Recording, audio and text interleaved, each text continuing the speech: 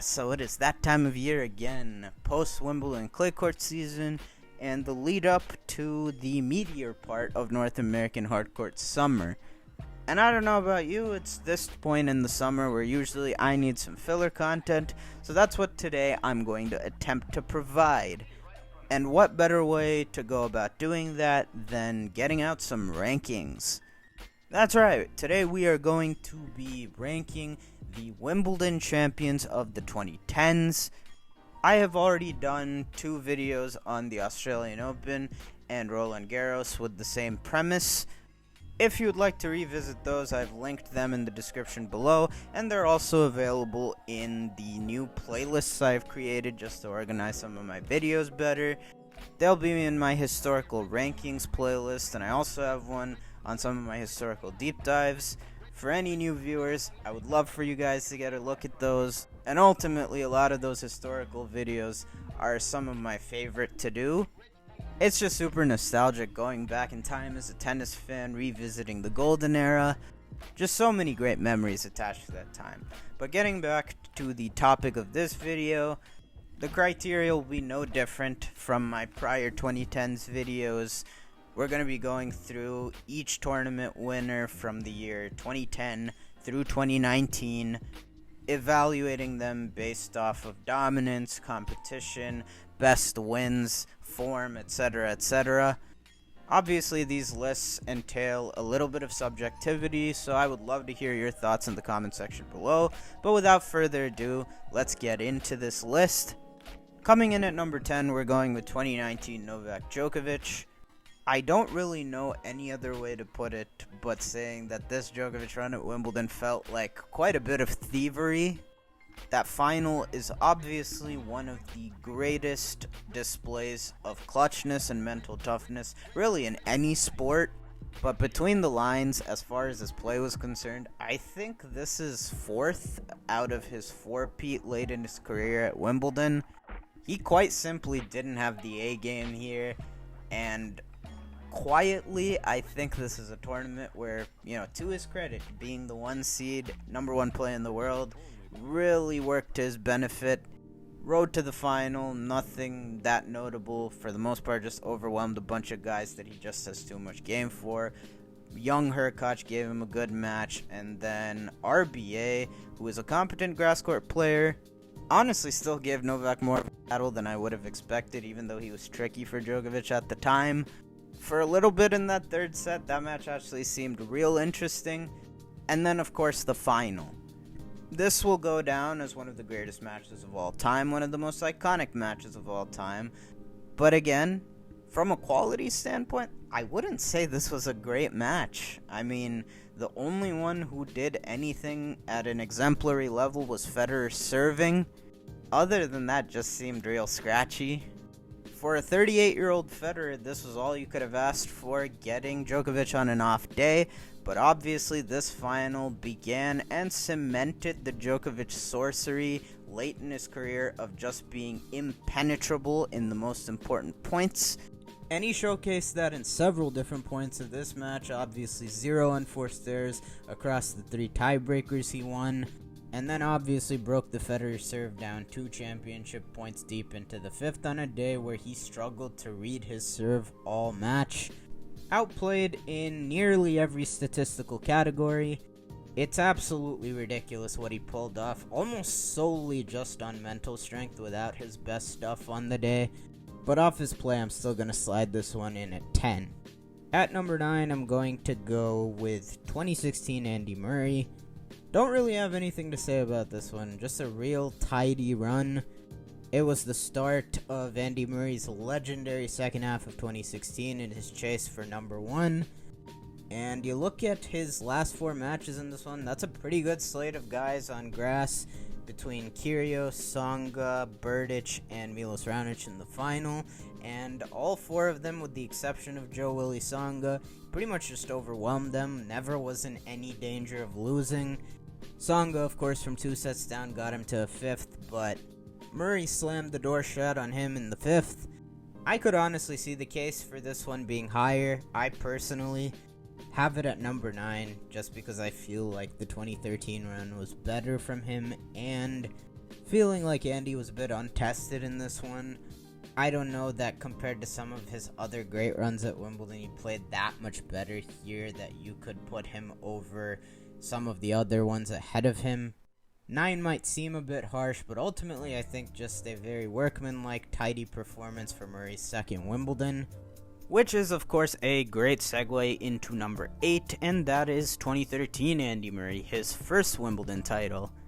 Of course, this title run is super notable for Murray breaking the 77-year-long male drought at Wimbledon, carried the weight of a nation on his shoulders, and capped off what was one of the coolest, most satisfying arcs I've ever seen, where, from a year ago, he went from the most heartbreaking moment of his career in the Wimbledon final to then winning Olympic gold, winning the US Open after, and ultimately it seemed like a date with destiny. But certainly between the lines, this was a much more complicated run than 2016. Quarterfinals, obviously on the ropes, down 2 sets to Fernando Verdasco, had to rally there, pull it out 7-5 in the 5th.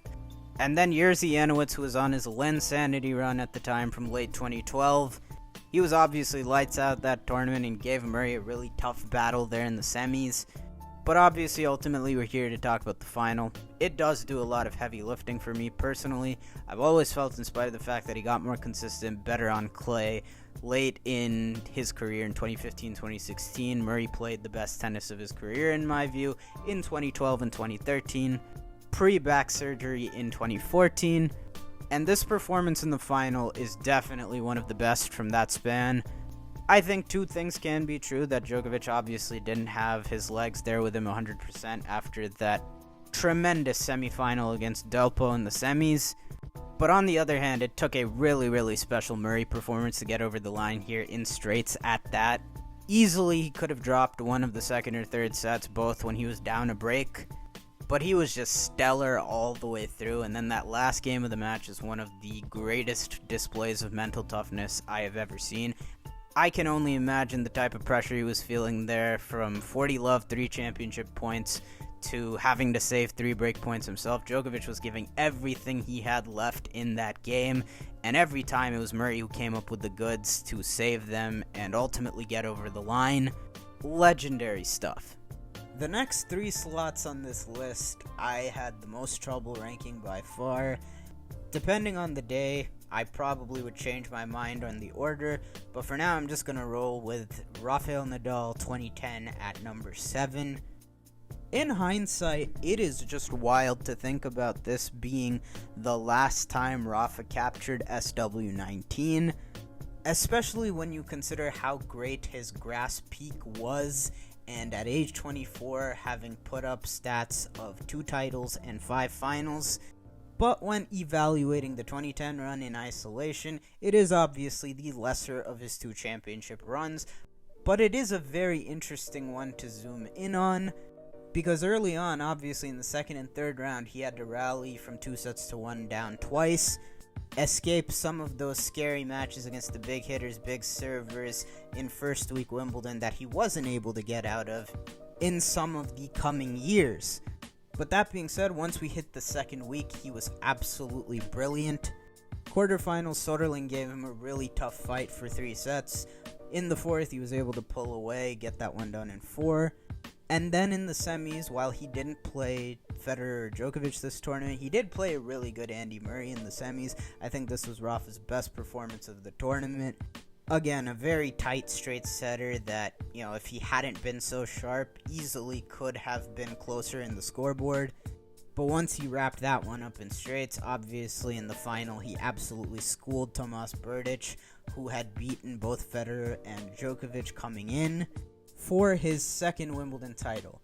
In the context of a career like Rafael Nadal's, it's easy to overlook this tournament, but I would honestly say that his form at the back end of this championships has become underrated. Up next, at number 6, I'm going to give it to 2018 Novak Djokovic. This is famously the tournament that reignited the Djokovic spark and launched him into the super successful final act of his career through his 30s. And when I look back at this tournament, I do remember at the time feeling like, even though the Cecchinato loss felt like rock bottom, sandwiching that loss between Rome and a really encouraging showing at Queens, where he made the final and played an excellent final, very easily could have won it against Cilic. These felt like signs of life, and that Djokovic was slowly crawling out of his slump, and obviously his performance in this tournament quickly stamped his return to the top of the game. I said of his four-peat from 2018 through 22 at Wimbledon, I felt like 2019 was the worst. Well, I think 2018 was the best. Very early on in the tournament against Kyle Edmund from a set down, I think he cleared all doubts about whether he still had that fire in him for tennis. And then, of course, we got to talk about the semifinal. The semifinal against Rafa Nadal is one of the greatest matches of all time. For my money, it's the best match I've ever seen live, and one of the most even matches ever. This match was of such obscenely rich quality that I'm very comfortable in putting the weight into this performance that I do when I evaluate his 2018 run. Over the course of 2 days and over 5 hours, nothing could separate these two, and they were throwing haymaker after haymaker at one another. In the end, Djokovic just able to edge it out 10-8 in the fifth, and it was pretty much at that moment that Novak Djokovic won Wimbledon 2018. The finals barely worth mentioning. Kevin Anderson was dead on his feet. Djokovic, to his credit, went to town on him. All of a sudden, Novak Djokovic was back like he never left. At the halfway point of this list, I will go with 2017 Roger Federer at number 5. This one also similar to the 2016 Murray situation, where, again, Federer in this case was never really tested, even more so with Cilic's blisters flaring up in the final. But also in Federer's case, a lot of these guys put in some damn good showings against him, and he wasn't really tested because his form was more than up to the task. I mean, the guy did not drop a set throughout the course of Halle or Wimbledon, and he made it look a lot easier than it probably should have been against a pretty formidable group of guys from the fourth round through the final in Dimitrov, Raonic, Berdych, and then Cilic in the final. Particularly those middle two guys in the quarters and semis, and Raonic and Berdych played really good matches there, and in those matches it was just Roger Federer in full flight. Those guys in particular, all they could do was just put their best foot forward, but the way Federer played this tournament, and mind you, for quite a bit of it, it looked like he was cruising, but still pretty much all of his opponents were relegated to nothing but witnesses against him. And this tournament, I think, goes overlooked just because of how Fed breezed through the draw. But it's worth noting, and I think it's very easy to forget just how insane it is that if Federer at that point, just 1 month shy of his 36th birthday, was able to dominate a Wimbledon draw that way to the tune of no sets lost. So I'll stick 2017 Federer at 5. Up next, coming in at number 4, I will go with 2011 Novak Djokovic. This, of course, the first of Djokovic's 7 Wimbledon titles. Also, his exploits in this tournament got him to number 1 in the world for the first time. And when speaking about Novak Djokovic's 2011, I've always heaped nothing but praises. I really can't critique it even if I tried. But one thing I will say is that I felt like 2011 Djokovic was still a bit raw on grass, but still riding such a wave in 2011, the confidence, youth, just peak athleticism, all those factors drove Djokovic to the title here. When I say he was raw, I think it showed up with his matches against Baghdadis and Tomic, where for stretches he had his struggles there. But still, obviously this iteration was no slouch. Closed this tournament with 2 excellent wins over Joe Wilfried Tsonga in the semis, and then obviously Rafa Nadal in the final. And the thing I always remember about that final was how impressed I was of Djokovic slamming the door on what looked like one of those signature Nadal comebacks in the making after the third set, and then especially coming back from a breakdown in the fourth as well. He still went on to close that match as even-keeled as ever, and yeah, it was 2011. Some very slight inexperience on the surface at that point was never going to stop him. It was 2011. It was the year of Novak Djokovic. Alright, so we are now in the top 3. At this point, of course, very little separates the pack. But at number 3, I'm going to roll with 2014 Novak Djokovic. In retrospect, this was obviously a super important tournament for Novak Djokovic. At that point, the confidence was beginning to waver in the biggest matches. Came into that tournament having lost 5 of his last 6 major finals, making him pulling out Wimbledon 2014 all the more pivotal. Of Djokovic's title-winning runs at Wimbledon, maybe of all of them, but definitely of the 2010s, this one definitely the least dominant. But 2014, what it lacked in dominance, it more than made up for, in my opinion, in quality and competition. Of all 10 runs I've ranked, I think this is easily the most insane draw anyone faced. Round 2 through the final, he faced Stepanek, former quarterfinalist at Wimbledon, Simon, eventual quarterfinalist at Wimbledon, Tsonga, excellent grass court player and 2-time semifinalist, Cilic, excellent grass court player and eventual finalist, and the US Open champion actually 2 months later, probably one of, if not the best version of Dimitrov ever, and then obviously goes without saying, a super formidable and rejuvenated Roger Federer in the final. And that's the match obviously I'm going to hone in on. That one and Roland Garros 2011 are probably the best Djokovic-Federer matches ever, at least in my opinion. It was an absolutely awesome final, but more so, there were plenty of chances for Djokovic to crack mentally given the scar tissue accumulated over the last couple majors. Novak was the better player throughout, but Roger Federer really made him earn this one, clawed and fought to the bitter end. And especially after that 4th set with Federer coming back from 2-5 down, saving a match point, looked like maybe Djokovic would see another slam slip through his fingers. But obviously he reset beautifully, stemmed the tide, and become one of the most reliable big match performers ever since. Now next at number 2, I was very tempted to put this one number 1, but I will have 2012 Roger Federer settle for the 2 spot.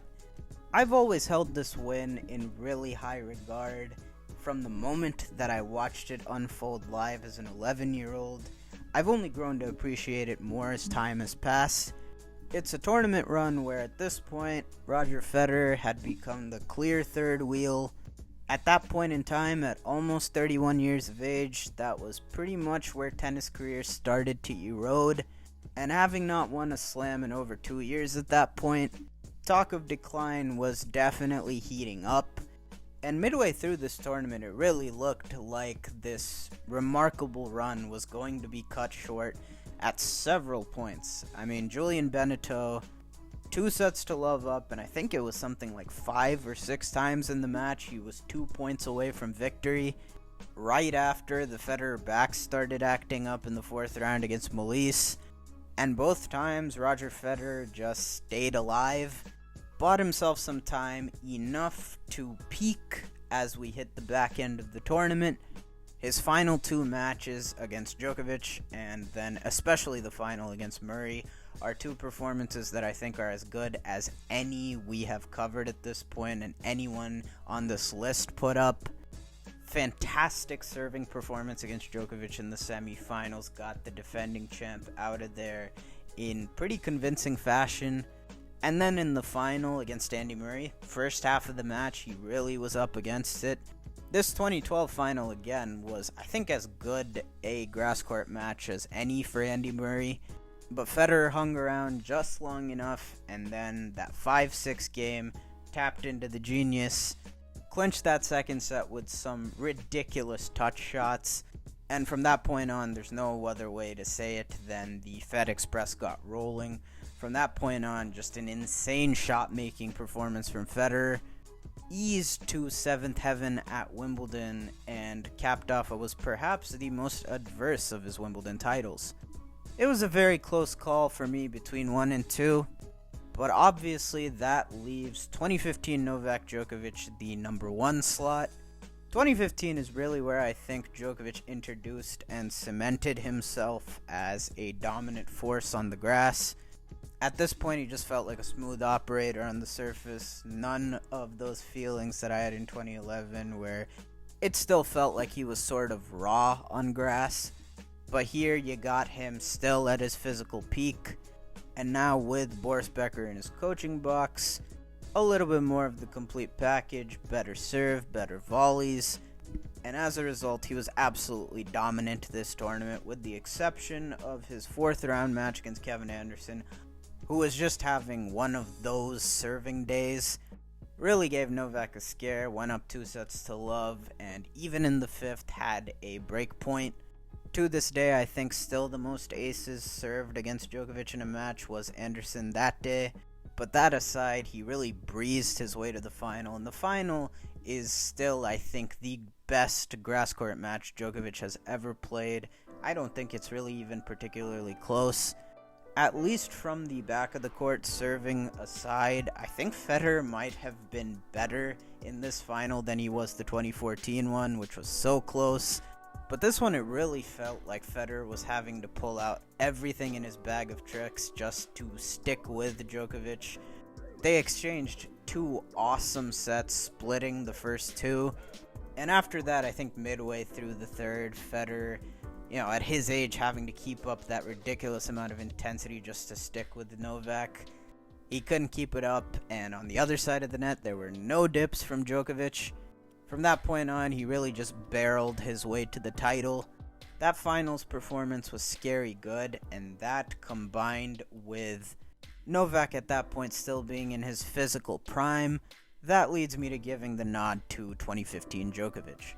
But with that, I am now officially ready to leave grass court season in the rear view for another year. If you made it this far in the video, thank you so much for watching. I hope that you enjoyed. If you did, it would be much appreciated if you could drop a like. And also feel free to drop any comments regarding your thoughts on my ranking. Now that we're in a little down period in the tennis calendar, at least temporarily, you can expect more where that came from as far as the historical stuff is concerned.